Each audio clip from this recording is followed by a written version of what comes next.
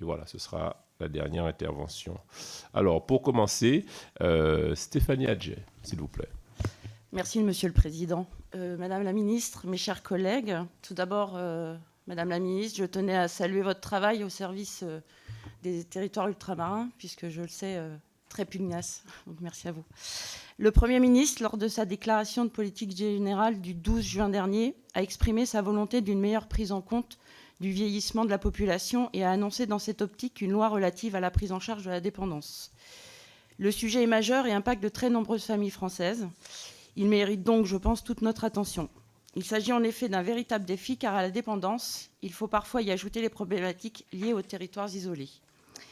En raison de l'augmentation de l'espérance de vie et d'une natalité faible, le vieillissement de la population est un phénomène qui touche les départements et régions d'outre-mer. Le nombre de personnes âgées dépendantes devrait même doubler d'ici 2030. La perte d'autonomie est plus importante en outre-mer, avec une dégradation de l'état de santé plus fréquente et plus précoce que dans l'Hexagone, d'après des rapports récents de France Stratégie et de l'INSEE. Cette question primordiale de nos aînés résidant en outre-mer en situation de dépendance pose immédiatement la question de l'accès aux soins dans ces territoires qui ne peuvent ne pas disposer, entre autres, d'un réseau de transport public suffisant. La télémédecine pourrait éventuellement infléchir la situation avec la possibilité d'une prise en charge à domicile. En effet, l'article 51 de la loi de financement de sécurité sociale pour 2018 a introduit l'expérimentation de nouvelles organisations en santé, dont la télémédecine. Ces expérimentations sont souhaitables dès lors qu'elles contribuent à améliorer le parcours des patients, l'efficience du système de santé, l'accès aux soins ou encore la pertinence de la prescription des produits de santé.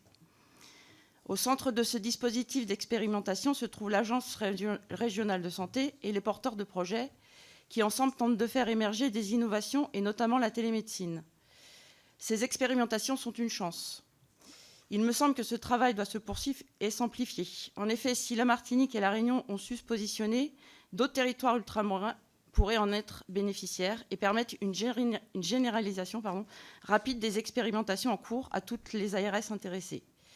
Madame la Ministre, envisagez-vous de développer un volet télémédecine dans les Outre-mer au sein du projet de loi dépendance à venir ou via un autre instrument législatif ou réglementaire? Je vous remercie. Merci Stéphanie. L'occasion pour moi de rappeler deux choses, qu'il y a un rapport à venir de la délégation d'outre-mer sur le grand âge, dont vous serez des co-rapporteurs avec la collègue Erika Barretz. Vous êtes à l'initiative de cela. D'ailleurs, il y a un groupe de travail déjà qui a commencé à réfléchir sur ça au niveau Assemblée nationale.